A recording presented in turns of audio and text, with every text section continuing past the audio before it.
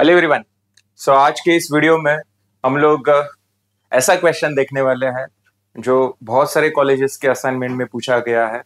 बहुत सारे स्टूडेंट्स ने मुझे ये डाउट पूछा है और क्यों ना पूछे। ये क्वेश्चन जो है ये लास्ट एग्जाम में आया था, मई 2025 केटी एग्जाम जो हुआ था उसमें ये क्वेश्चन आया था 8 मार्क के लिए। जनरल फोर्स सिस्टम का क्वेश्चन है, 7 या 8 मार्क के लिए आया था। सो जनरल फोर्स सिस्टम के ऊपर एक क्वेश्चन आता है एग्जाम में 7 मार्क के लिए। ओके, सो क्वेश्चन देखो क्या है। Find resultant of given force system with respect to point A. Diagram में देखो आपको बहुत सारे पॉइंट्स दिख रहे हैं, A B C D E F G. इसमें से आपको calculation with respect to A करने के लिए बोला है, correct. So step by step जाएंगे। ये जनरल फोर्स सिस्टम का क्वेश्चन है क्योंकि यहाँ पर सभी फोर्सेस का पॉइंट ऑफ इंटरसेक्शन अलग अलग दिया है। पहले चेक करते हैं यहाँ पर टोटल कितने फोर्सेस हैं। 200 न्यूटन है, 50 है, 320 है, 400 है एंड 300 है। 1 2 3 4 5 फोर्सेस है। उसमें से एक हॉरिजॉन्टल है, एक वर्टिकल है और बाकी के 3 इंक्लाइंड है। अब इंक्लाइंड है तो उनको रिजॉल्व करना पड़ेगा, देखेंगे स्टेप बाय स्टेप। चलो, फोर्सेस के साथ आपको एक मूवमेंट भी दिया है 4800 न्यूटन mm। अब चेक करो, इसमें मूवमेंट का यूनिट दिया है न्यूटन mm और बाकी सभी डायमेंशंस का यूनिट भी mm में ही दिया है। तो ये सभी डायमेंशंस को आप लोग mm में ही रखो। कभी कभी होता क्या है, आपको कंफ्यूज करने के लिए पेपर सेटर मूवमेंट का यूनिट देता है न्यूटन मीटर और बाकी सभी डायमेंशंस का यूनिट देता है mm। तो यहां पर बच्चे ये mm को मीटर में कन्वर्ट करना भूल जाते हैं, तो ये सिली मिस्टेक हो जाता है। तो ये यूनिट्स हमेशा चेक करने का, मूवमेंट का यूनिट न्यूटन mm दिया है, सभी डायमेंशंस का यूनिट भी mm में दिया है। तो यहाँ पर मुझे mm को मीटर में कन्वर्ट करने की कोई जरूरत नहीं है। ओके, चलो तो स्टार्ट करते हैं। फिर सबसे पहले मुझे क्या करना है, इंक्लाइन फोर्सेस को रिजॉल्व करना है। अब रिजॉल्व करने के लिए सबसे इंपॉर्टेंट है इंक्लाइन फोर्स का एंगल आपके पास होना चाहिए। एंगल तो दिया ही नहीं है, हाँ, लेकिन एंगल कैलकुलेट करने के लिए आपके पास सफिशिएंट डेटा है। जैसे कि देखो 4000 न्यूटन कौन से क्वाड्रेंट में जा रहा है, फर्स्ट क्वाड्रेंट की तरफ जा रहा है। अब फर्स्ट क्वाड्रेंट में X component and Y component दोनों पॉजिटिव होता है, करेक्ट। तो इस 400 न्यूटन का एक्स एंड वाई दोनों पॉजिटिव है। X component towards right, correct, X component towards right and Y component upwards. चलो, तो एक्स एंड वाई कंपोनेंट का डायरेक्शन तो हमें मिल गया, लेकिन उसका एंगल क्या क्या करेंगे। चलो, इसका एंगल मैं अज्यूम कर रहा हूं अल्फा। अब ये वाला एंगल अगर अल्फा है तो बताओ यहां पर भी एंगल कितना बनेगा, अल्फा। ऐसे टाइप के एंगल्स को करस्पॉन्डिंग एंगल कहते हैं। अब ये अल्फा कैलकुलेट करने के लिए ट्राइंगल जी डी ई, इस ट्राइंगल में ट्राइंगल जी डी ई, इसमें आपको tan अल्फा का फॉर्मूला यूज करना है। tan अल्फा क्या होता है, opposite upon adjacent. So tan alpha is equals to opposite side, alpha का अपोजिट साइड है डीई और इस डीई का डायमेंशन चेक करो, ये 160 है तो ये भी कितना होगा, 160 ही होगा। मतलब अल्फा का अपोजिट साइड कितना है, 160। एडजेसेंट साइड चेक करो, ये 120 है तो ये भी कितना आएगा, 120। मतलब अल्फा का अपोजिट साइड है 160 एंड एडजेसेंट साइड है 120। So tan alpha is equals to 160 upon 120। Alpha calculate करने के लिए tan को राइट साइड शिफ्ट करो, tan इनवर्स हो जाएगा। सो कैलकुलेटर में चेक करते हैं, tan इनवर्स ऑफ, कैलकुलेटर में चेक करो, tan inverse of 160 upon 120। So tan inverse के लिए शिफ्ट tan प्रेस करेंगे, 160 divide by 120। So answer is 53.13, 53.13 degree.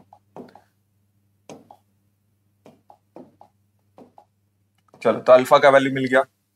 तो इस 400 न्यूटन को मैं रिजॉल्व कर सकता हूं। अल्फा मिला 53.13 with respect to x axis.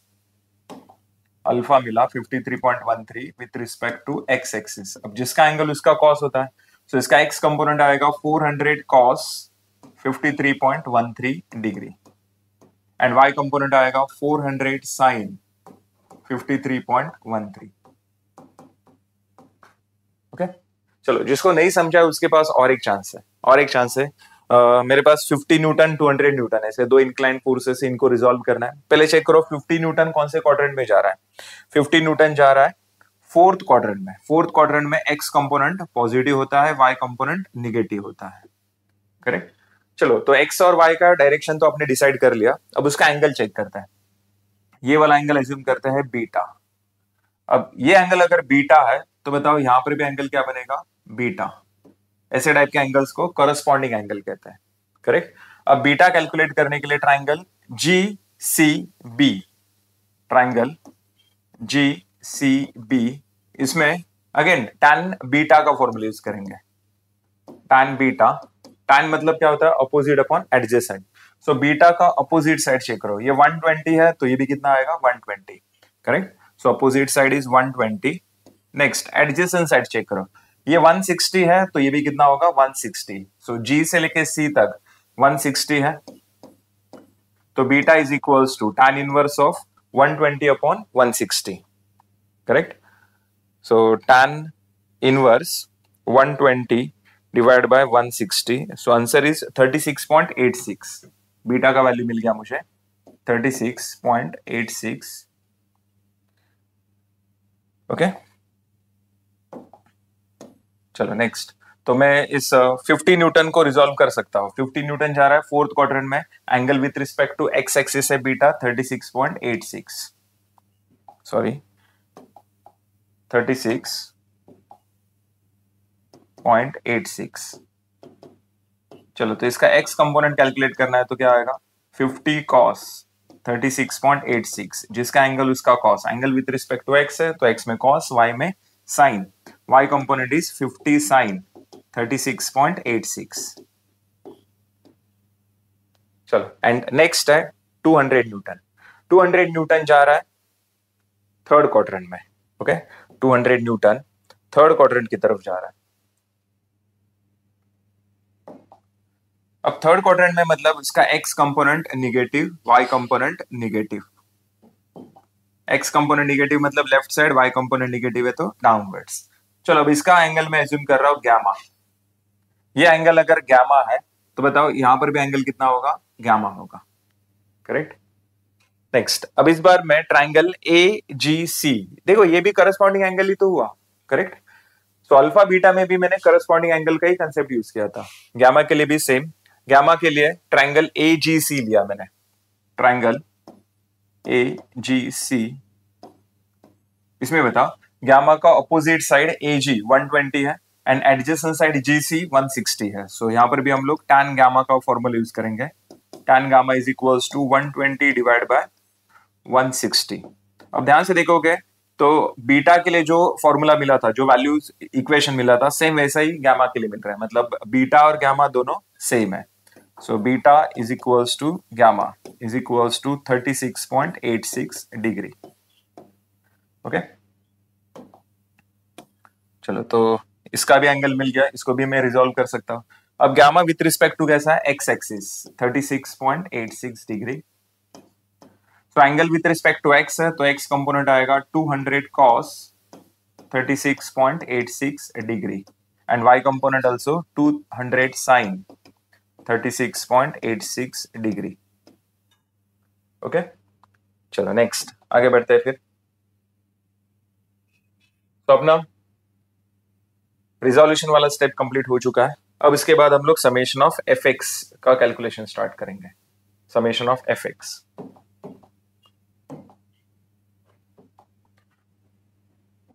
Summation of F x में आपको along x axis that is horizontal forces का एडिशन करना है। अब हॉरिजॉन्टल फोर्सेस चेक करो कौन कौन है, माइनस 200 cos 36.86 डिग्री, फिर उसके बाद माइनस 320, करेक्ट। फिर उसके बाद प्लस 50 cos 36.86, टुवर्ड्स राइट है, पॉजिटिव आएगा। और कौन कौन है, ये वाला है देखो 400 cos 53.13, टुवर्ड्स राइट है, पॉजिटिव रहेगा। So 400 cos 53.13 degree. So summation of F X का कैलकुलेशन हम लोग कैलकुलेटर में करेंगे। सो कैलकुलेटर में चेक करो, minus 200 cos 36.86 bracket close minus 320 plus 50 cos 36.86 bracket close and plus 400 cos 53.13। So answer आ गया -200.01। सो अप्रोक्सीमेटली -200 ले सकते हो इसको। So -200 newton. ओके, अब आंसर तो निगेटिव आ गया, तो इसको मैं और एक बार लिखूंगा, क्योंकि फोर्स प्रैक्टिकली कभी निगेटिव नहीं होता। पॉजिटिव निगेटिव फोर्स का डायरेक्शन डिसाइड करता है। तो ये आएगा 200 newton. Okay, 200 Newton, direction towards left. अगर आंसर पॉजिटिव होता तो डायरेक्शन टूवर्ड्स राइट होता। आंसर निगेटिव है तो डायरेक्शन टूवर्ड्स लेफ्ट। एक्स में दो डायरेक्शंस होते हैं ना, एक राइट एक लेफ्ट। राइट वाला प्लस, लेफ्ट वाला माइनस होता है। चलो नेक्स्ट आता है समेशन ऑफ एफ वाई में। समेशन ऑफ एफ वाई में आपको वर्टिकल फोर्स का एडिशन करना है। अब इसमें वर्टिकल चेक करो कौन कौन है। 300 अपवर्ड्स है, पॉजिटिव आएगा 300। Next 400 sine, 400 sine 53.13। Okay, 400 sine 53.13। फिर उसके बाद -50 साइन, -50 साइन 36.86। डाउनवर्ड्स है, नेगेटिव आएगा। और ये 200 साइन, ये भी डाउनवर्ड्स है, नेगेटिव आएगा। -200 साइन 36.86। ओके, तो summation of F Y calculator में चेक करो। 300 plus 400 sine 53.13 minus 50 sine 36.86 minus 200 sine 36.86। Answer is 470.03। अब 470.03 है तो अप्रोक्सीमेटली इसको आप लोग 470 ले सकते हो। 470 न्यूटन। आंसर पॉजिटिव आ गया, मतलब मुझे ये आंसर और एक बार लिखने की जरूरत नहीं है। तो इसी के आगे हम लोग डायरेक्शन मेंशन करेंगे अपवर्ड्स। अगर ये आंसर निगेटिव होता तो मुझे और एक बार लिखना पड़ता। सेकेंड टाइम उसको पॉजिटिव में लिखूंगा और फिर डायरेक्शन शो करूंगा डाउनवर्ड्स, अगर आंसर निगेटिव होता तो। चलो, तो एफ एक्स एफ वाई अपना कंप्लीट हो चुका है। अब इसके बाद रिजल्टेंट। रिजल्टेंट के लिए फॉर्मूला है R is equals to under root of summation of F X square plus summation of F Y square. So check करो, under root of summation of fx is 200 square plus fy is 470 square. So answer is 510.78. So 510.78 Newton. अब इसको approximately 510 मत लिखो, 0.78 भी आपको लिखना पड़ेगा। मैंने यहाँ पर ऐसा क्यों लिखा, डायरेक्ट 200 क्यों लिखा, क्योंकि वहां पर 200.01 आया था। तो 01 जो है वो निग्लिजिबल है, उसको आप लोग इग्नोर कर सकते हो। यहाँ पर भी सेम वैसी 470.03 था, 0.03। अगर 0.3 होता तो मैं 3 कंसीडर करता, लेकिन 0.03 है, वो भी निग्लिजिबल। नेक्स्ट, सो रिजल्टेंट के बाद theta tan inverse of summation of F Y divide by summation of F X. Correct. और ये जो एंगल हम लोग कैलकुलेट करते हैं ये हमेशा कैसा होता है, with respect to x axis. चलो आगे। सो थीटा कैलकुलेट करने के लिए shift tan F Y is 470 and F X is 200। So answer is 66.94, 66.94 degree. और फिर उसके बाद हम लोग लोकेशन चेक करेंगे, मतलब अपना रिजल्टेंट कौन से क्वाड्रेंट में एग्जिस्ट कर रहा है, फर्स्ट, सेकंड, थर्ड, फोर्थ। सो अपना एफ एक्स का आंसर नेगेटिव आया था एंड एफ वाई पॉजिटिव। अब एक्स नेगेटिव वाई पॉजिटिव, ऐसा कौन से क्वाड्रेंट में होता है, सेकंड क्वाड्रेंट में होता है। So X negative Y positive, ये मिल गया मुझे अपना resultant. So R is equals to 510.78 newton और इसका angle theta with respect to x axis is 66.94 degree. Okay, चलो। सो लोकेशन तक का कैलकुलेशन सबको समझा है, सबको समझता भी है, सबको आता भी है, करेक्ट आंसर आता है सबका। इसके आगे का जो स्टेप है वेरिग्नस थ्योरम, इसमें थोड़ा ऊपर नीचे होता है, सिली मिस्टेक होता है। तो यहां तक सबका आंसर करेक्ट आता है, इसमें किसी को डाउट नहीं है। हाँ, बस यहाँ पर नया चीज आपने क्या देखा, ये अल्फा बीटा गामा का calculation. Correct. Generally incline force का एंगल क्वेश्चन में दिया रहता है, दिया है तो बहुत इजी हो गया फिर, लेकिन यहाँ पर एंगल दिया नहीं था, एंगल हमें कैलकुलेट करना पड़ा। करेक्ट। चलो तो इसके आगे जाते हैं फिर नेक्स्ट स्टेप में, वेरिग्नन थ्योरम। चलो तो पहले इसको थोड़ा छोटा कर लेता हूं, मैं जगह भी चाहिए। तो ये समेशन ऑफ एफ एक्स का कैलकुलेशन हो गया, फिर उसके बाद ये summation of F Y,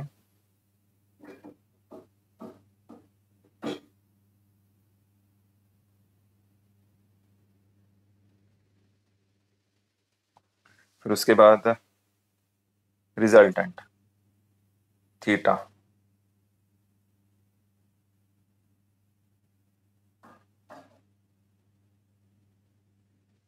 okay, and location.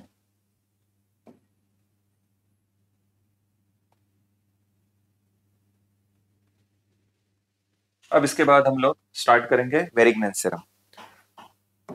So वेरिग्नन theorem,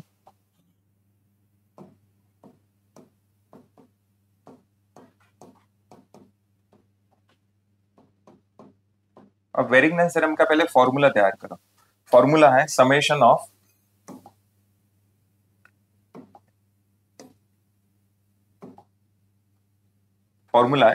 of moment of all forces with respect to any point. अब एनी के जगह हम लोग क्या लेंगे, पॉइंट ए लेंगे। ये जो एनी पॉइंट होता है ये कौन डिसाइड करता है, क्वेश्चन डिसाइड करता है। अगर क्वेश्चन में बोला होता determine resultant of given force system with respect to point B, तो बी पॉइंट में मूवमेंट सेंटर लेता, विथ रिस्पेक्ट टू सी तो सी पॉइंट मूवमेंट सेंटर लेता, लेकिन यहाँ पर बोला है point A. So movement center कौन होगा, ये क्वेश्चन डिसाइड करेगा, is equals to movement of resultant with respect to same point. Correct. तो पहले एलएचएस सॉल्व करता है, left hand side summation of movement of all forces with respect to A. अब movement calculate करने के लिए मैंने आपको 4 पॉइंट्स याद रखने के लिए बोला था। सबसे पहले उसका formula m is equals to F into D. Second है डायरेक्शन, क्लॉकवाइज से तो निगेटिव लेना है, एंटी क्लॉकवाइज से तो पॉजिटिव लेना है। पॉइंट नंबर 3, अगर फोर्स वर्टिकल है तो उसके लिए डिस्टेंस हॉरिजॉन्टल लेना है, एंड फोर्स हॉरिजॉन्टल है तो डिस्टेंस वर्टिकल लेना है, क्योंकि हॉरिजॉन्टल वर्टिकल दोनों एक दूसरे को परपेंडिकुलर होता है। एंड पॉइंट नंबर 4 तो सबसे इंटरेस्टिंग है, अगर कोई फोर्स मूवमेंट सेंटर से पास हो रहा है तो उसका मूवमेंट 0 होता है। करेक्ट। जैसे कि यहाँ पर देखो 200 न्यूटन, ये जो फोर्स है ये पॉइंट ए से पास हो रहा है तो उसका मूवमेंट कितना, 0। देखो ना, उसका हॉरिजॉन्टल एंड वर्टिकल दोनों कंपोनेंट कहां से पास होंगे, ए से ही पास होंगे। सो 200 cos 36.86 का मूवमेंट 0, 200 sin 36.86 का मूवमेंट भी 0। सेम वैसे ही आगे जाके देखो 300 न्यूटन, 300 न्यूटन ये भी कहां से पास हो रहा है, पॉइंट ए से ही पास हो रहा है। अब कुछ लोग यहाँ पर क्या बोलेंगे मालूम है, अरे 300 न्यूटन तो ऊपर की तरफ जा रहा है, पॉइंट ए तो नीचे है, कैसे ऐसे कैसे 300 ए पॉइंट से जा रहा है। अरे आपको लाइन ऑफ एक्शन देखना है, लाइन ऑफ एक्शन। सो 300 का लाइन ऑफ एक्शन देखना, ऊपर नीचे दोनों साइड देख, पॉइंट ए से पास हो रहा है। सो 300 न्यूटन पॉइंट ए से पास हो रहा है, मूवमेंट 0 आएगा। तो चेक करो 1 2 3 फोर्सेस का मूवमेंट 0 हो गया। सेम वैसे ही 50 cos 36.86, बताओ 50 cos 36.86 इसका भी मूवमेंट कितना हो गया, 0, पॉइंट ए से पास हो रहा है। हाँ लेकिन 50 sin 36.86 ये वर्टिकल फोर्स है, ये पॉइंट ए से पास नहीं हो रहा है, पॉइंट ए से कितने डिस्टेंस से पास हो रहा है, 160। देखना फोर्स वर्टिकल है तो डिस्टेंस हॉरिजॉन्टल होना चाहिए। करेक्ट है। सो यहां पर आ गया देख 50 sin 36.86 into 160 into 160। Correct. And with respect to A इसका डायरेक्शन ऑफ रोटेशन कैसा होगा, क्लॉकवाइज। क्लॉकवाइज से मतलब क्या होगा, माइनस। क्लॉकवाइज को नेगेटिव लेना है, एंटी क्लॉकवाइज को पॉजिटिव लेना है। कुछ कॉलेजेस में उल्टा एज्यूम करते हैं, उल्टा लिया तो भी चलेगा, कुछ फर्क नहीं पड़ेगा, आंसर तो सेम ही आने वाला। हाँ लेकिन जो भी है वो फिक्स एक ही एज्यूम करो, एक ही फॉलो करते जाओ, clockwise negative, anti clockwise positive. Next 320 horizontal force है। अब हॉरिजॉन्टल फोर्स है तो वर्टिकल डिस्टेंस लेना पड़ेगा। तो चेक करो 320 न्यूटन जब जी पॉइंट पर आएगा तब ए पॉइंट से वो कितने डिस्टेंस पर होगा, 120। बराबर। सो यहां पर क्या लिखेंगे, 320 into 120, 320 into 120। Next, and with respect to A इसका डायरेक्शन ऑफ रोटेशन अगर चेक करोगे तो ये एंटी क्लॉकवाइज मिलेगा। एंटी क्लॉकवाइज से मतलब क्या होगा, पॉजिटिव। चलो नेक्स्ट, अब क्या क्या हो गया देखो, 320 हो गया, यहाँ के दोनों हो गए, ये दोनों हो गए, 300 भी हो गया, अब बच गए ये दो फोर्स। बताओ 400 साइन 53.13 वर्टिकल फोर्स है, 400 साइन 53.13 फोर्स वर्टिकल है, तो डिस्टेंस हॉरिजॉन्टल होना चाहिए। सो बताओ इसका लाइन ऑफ एक्शन इमेजिन करो, वो ए पॉइंट से कितने डिस्टेंस पर होगा, 120 into 120, and with respect to A इसका direction of rotation anti clockwise, so कैसा होगा ये, positive. Next 400 cos 53.13 force horizontal है, 400 cos 53.13 फोर्स हॉरिजॉन्टल है, तो डिस्टेंस वर्टिकल लेना है। वर्टिकल डिस्टेंस ए पॉइंट से यहां तक अगर चेक करेंगे तो 120 और 160 दोनों का एडिशन करना पड़ेगा। सो 160 प्लस 120 कितना होता है, 160 प्लस 100 260, 260 प्लस 20 280, करेक्ट, 280। सो ये आएगा 280, and with respect to A इसका direction of rotation, sorry horizontal लिख रहा है ना, हॉरिजॉन्टल, सो ये हॉरिजॉन्टल फोर्स ए पॉइंट से कितने डिस्टेंस पर है, 280, and with respect to A इसका डायरेक्शन ऑफ रोटेशन कैसा है, क्लॉकवाइज, क्लॉकवाइज है तो माइनस आएगा, करेक्ट। इक्वेशन कंप्लीट हुआ, अरे नहीं अब तक नहीं हुआ है, इक्वेशन कंप्लीट नहीं हुआ है, ये भी तो बाकी है ना, 4800 न्यूटन एमएम। हम लोग मूवमेंट का कैलकुलेशन कर रहे हैं ना, मूवमेंट का, तो क्वेश्चन में जो मूवमेंट दिया है वो भी तो कंसीडर करना पड़ेगा, करेक्ट।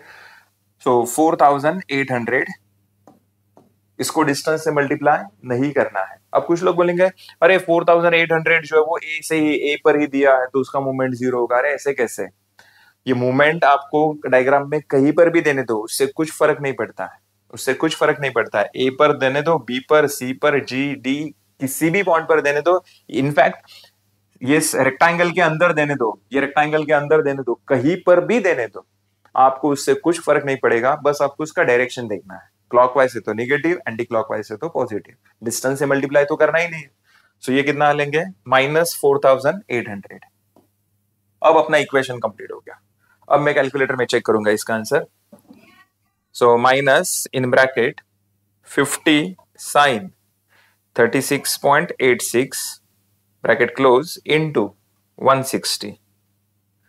नेक्स्ट आप लोग भी मेरे साथ कैलकुलेशन करो, बहुत मजा आएगा। So 320 into 120, next plus in bracket 400 sine 53.13 bracket close into 120 bracket close, minus next bracket 400 cos 53.13 into bracket close into 280 bracket close and minus 4800, so answer आ गया 0.89। okay, so summation of moment of all forces with respect to A 0.894 Newton MM. Actually ये बहुत ही negligible हो गया, बहुत मतलब बहुत negligible, already ये values MM में है और एमएम में भी इतना छोटा आंसर आ गया, मतलब अप्रोक्सीमेटली ये जीरो ही है। ओके चलो नेक्स्ट, तो ये मिल गया मुझे summation of moment of all forces with respect to A, and इसका डायरेक्शन ऑफ रोटेशन कैसा होगा, आंसर तो पॉजिटिव आ गया, मतलब डायरेक्शन कैसा होगा, एंटी क्लॉकवाइज, अगर निगेटिव आंसर आता तो वो क्लॉकवाइज होता। नेक्स्ट आरएचएस लेते हैं, right hand side, moment of resultant with respect to same point.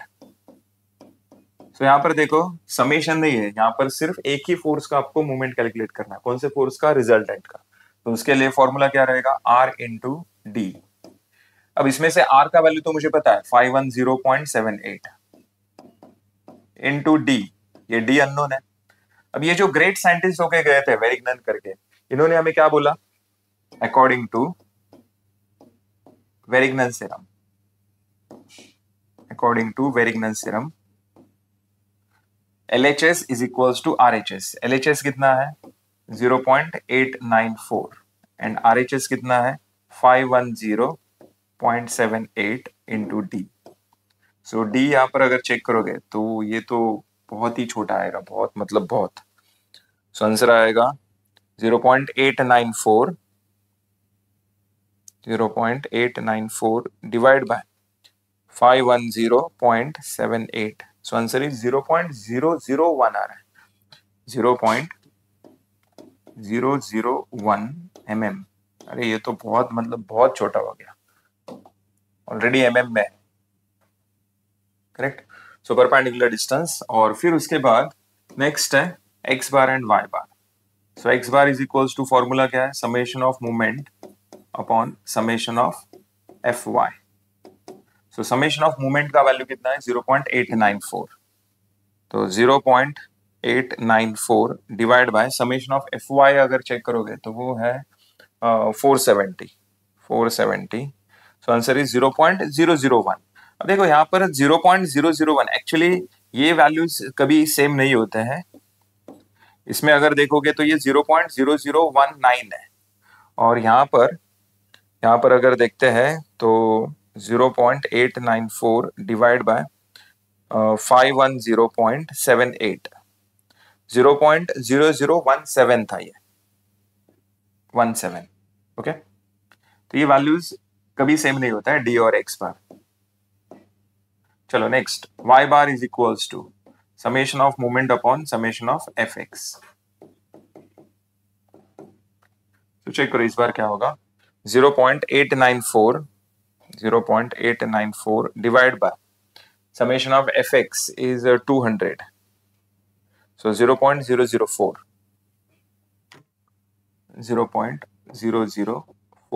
mm। Actually देखो अप्रोक्सीमेटली ये सभी वैल्यू जीरो ही है, ये भी जीरो है, ये भी जीरो है, ये भी जीरो है, ये भी जीरो है, क्योंकि mm में है। mm में भी इतना छोटा आंसर अगर आएगा तो वो अप्रोक्सीमेटली जीरो हो गया, क्योंकि इसको जब मैं मीटर में कन्वर्ट करने जाऊंगा तो देखो ना ये कितना होगा, 0.0017 इंटू 10⁻³ मीटर। मतलब क्या, डेसिमल पॉइंट मुझे लेफ्ट साइड शिफ्ट करना है, कितना डिजिट, 3 डिजिट। तो मतलब ये कितना होगा, 1 2 3, मतलब 0.000017 मीटर। और मतलब कितना, 5 जीरो हो गया, 5 जीरो के बाद 17 मीटर आ रहा है, तो इतना तो ये तो जीरो ही हो गया ना फिर, करेक्ट। चलो नो प्रॉब्लम, लेकिन हम लोग जाएंगे, एंड तक जाएंगे। नेक्स्ट, अब इसके बाद फाइनल डायग्राम में। अब फाइनल डायग्राम में आपको सबसे पहले क्या करना है, X axis and Y axis draw करना है। तो यहां पर मैंने स्केल लिया और एक हॉरिजॉन्टल लाइन ड्रॉ किया। ओके, स्केल को थोड़ा बड़ा करता हूं, बहुत सारे फीचर्स आ गए अभी। नेक्स्ट, फिर उसके बाद इसको मैं एक्स एक्सिस नाम दे रहा, ये मिल गया अपना एक्स एक्सिस। ओके, फिर उसके बाद स्केल लिया,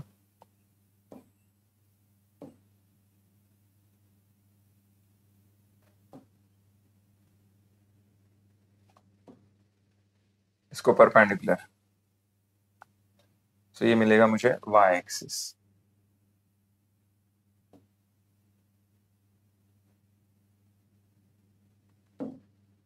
ओके, आप लोग भी स्केल यूज करो। सॉरी, ये मिल गया मुझे वाई एक्सिस। नेक्स्ट, अब दोनों का जो पॉइंट ऑफ इंटरसेक्शन है, यहां पर आपको ए पॉइंट लेना है, ए पॉइंट।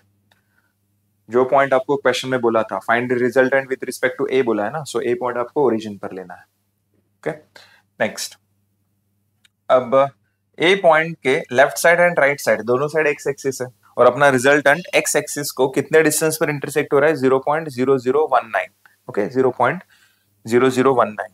तो आपको क्या करना है, ओरिजिन के लेफ्ट साइड राइट साइड दोनों साइड 2 पॉइंट्स मार्क करने हैं, दोनों साइड आपको पॉइंट्स मार्क करने हैं इक्वल डिस्टेंस पर। सो लेफ्ट साइड मैंने एक पॉइंट मार्क किया यहां पर, लेफ्ट साइड यहां पर मैंने एक पॉइंट मार्क किया, और राइट साइड मैंने एक पॉइंट मार्क किया। ओके, इक्वल डिस्टेंस पर। अब दोनों साइड क्यों, कुछ लोग बोलेंगे अरे आंसर तो पॉजिटिव आ गया, मतलब पॉजिटिव साइड ही लेना चाहिए पॉइंट, ऐसा बिल्कुल नहीं है। ये आंसर्स आपको हमेशा पॉजिटिव ही मिलते हैं। क्यों? क्योंकि आप लोग जो वैल्यूज पुट करते हो वो हमेशा पॉजिटिव वैल्यूज ही पुट करते हो, नेगेटिव कभी पुट करना ही नहीं है। तो आपको आंसर हमेशा पॉजिटिव ही आने वाला है।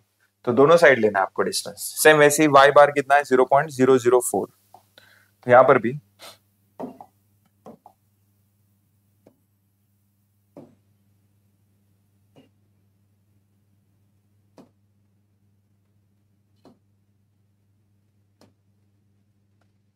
भी आपको ऊपर नीचे से 2 पॉइंट्स मार्क करने हैं।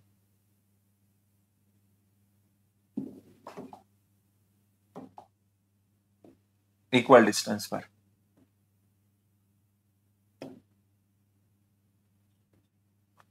ऊपर नीचे मैंने 2 पॉइंट्स मार्क किए इक्वल डिस्टेंस पर। ओके, चलो फिर उसके बाद चेक करो अपना रिजल्टेंट कौन से क्वाड्रेंट में जा रहा है। पहले ये डिस्टेंस भी लिखते हैं। ये वाला डिस्टेंस कितना लिया था मैंने? ये वाला डिस्टेंस लिया था मैंने 0.0019। लेफ्ट साइड भी कितना? सेम 0.0019। नेक्स्ट ऊपर नीचे मैंने कितना डिस्टेंस लिया था? 0.004। 0.004।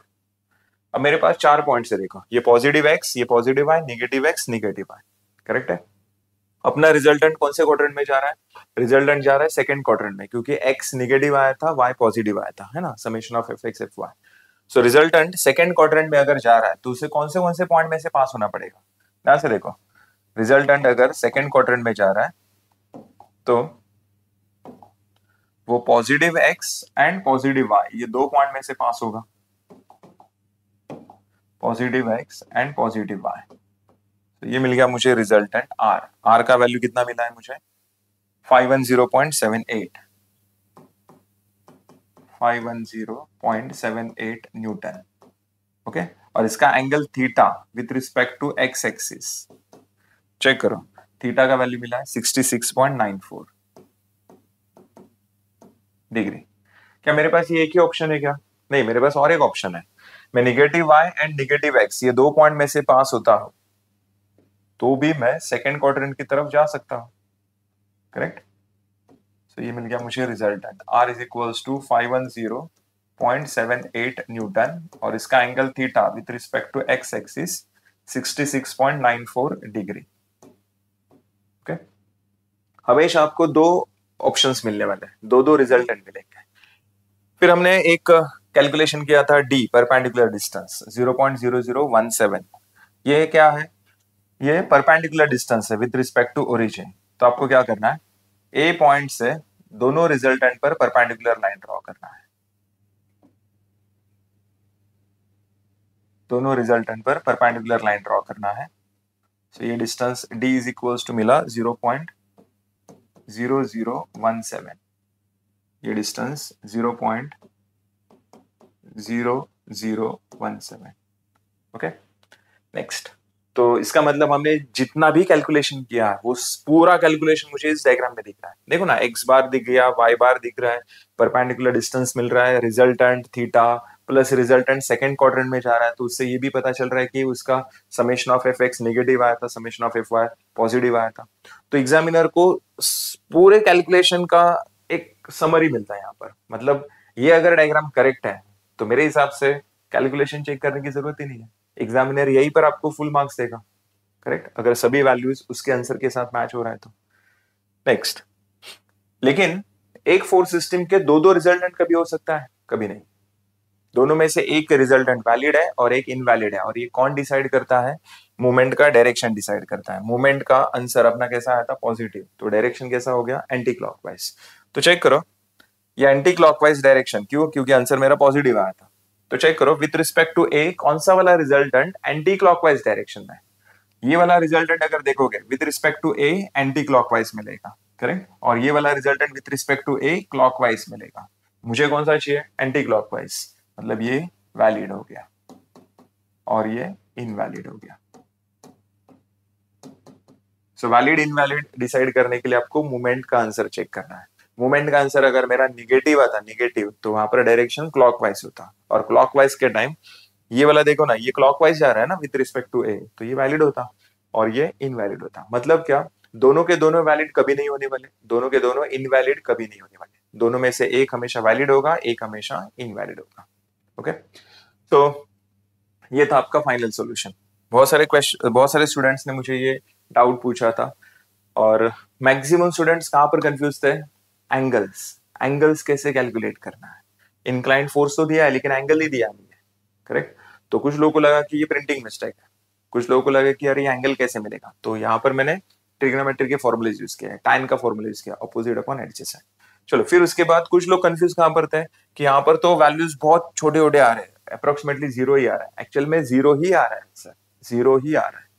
ओके, लेकिन फिर भी मैंने जो है वो सब वैल्यूज कंसिडर करके मैंने कैलकुलेशन कंटिन्यू किया, एंड तक गया मैं, एंड तक, करेक्ट। तो ये फाइनल स्टोरी तो सबको पता ही है।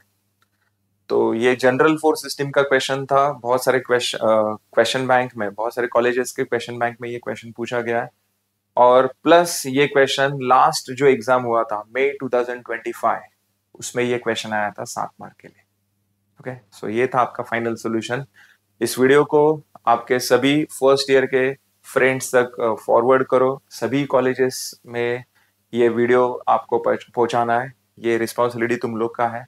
वीडियो को लाइक करो, शेयर करो, हम लोग ऐसी अलग अलग टॉपिक के ऊपर वीडियोस आपके लिए लेके आएंगे, मैथ्स 1, मैकेनिक्स, पीडब्ल्यूई, जो भी सब्जेक्ट्स आपके सेमेस्टर 1 के, तो सबके रिलेटेड हम लोग वीडियोस आपको आपके लिए लेके आएंगे। बस चैनल को आपको सब्सक्राइब करना है, वीडियो को लाइक करना है, शेयर करना है। Thank you.